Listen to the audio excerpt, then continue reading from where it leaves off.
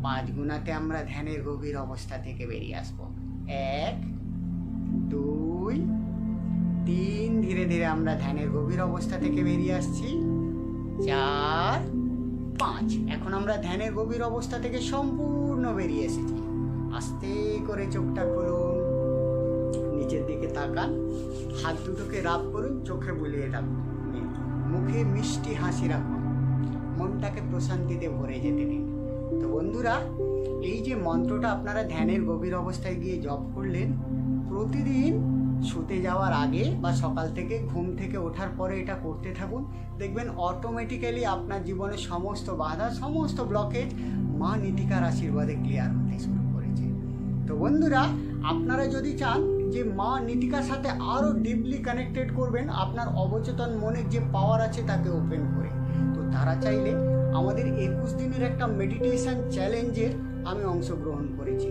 এখানে আমি আপনাকে বিভিন্ন ডিপ মেডিটেশনের মাধ্যমে কিভাবে আপনি আপনার শরীর, মন, আত্মার সমস্ত ব্লকেজ ক্লিয়ার করে বিভিন্ন স্পিরিচুয়াল এনার্জির সাথে নিজেকে কানেক্ট করে নিজের জীবনের বিভিন্ন প্রবলেম সলভ করতে পারবেন, বিভিন্ন পাওয়ারফুল ক্ষমতা এনে মানুষকে চমকে দিতে পারবেন, এই সমস্ত টেকনিক শিখিয়ে থাকি। তো আপনারা চাইলে আমাদের 21 দিনের মেডিটেশানে জয়েন করার জন্য এখানে যে হোয়াটসঅ্যাপ নাম্বার দেওয়া আছে, এখানে আপনারা আমাকে SMS করতে পারেন। এখন একটি অফার চলছে বন্ধুরা, খুব স্বল্প মূল্যের বিনিময়ে 21 দিন আমি কিন্তু লাইভ আপনাদের মেডিটেশন করাচ্ছি। এই অফারটা মিস হতে যেতে দেবেন না।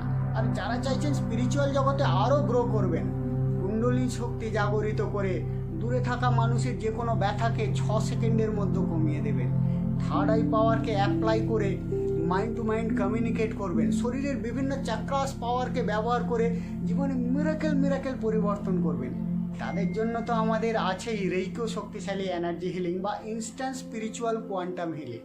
তো আমি বলবো আপনারা প্রথমে 21 দিনের মেডিটেশনটা অংশগ্রহণ করে দেখুন যে স্পিরিচুয়াল পাওয়ার কতটা মিরাকেলভাবে রেজাল্ট দিতে পারে। তো বন্ধুরা, ভিডিওটা ভালো লাগলে লাইক, কমেন্ট, শেয়ার করতে ভুলবেন না। আজকের মতো আমি আপনাদের থেকে বিদায় নিচ্ছি। কাল আবার নতুন কোনো ভিডিও নিয়ে আমি অবশ্যই আপনাদের সামনে উপস্থিত হব। আমি আপনাদের চিরবন্ধু পরশবর, রেইকো শক্তিশালী এনার্জি হিলিং টিচার। নমস্কার।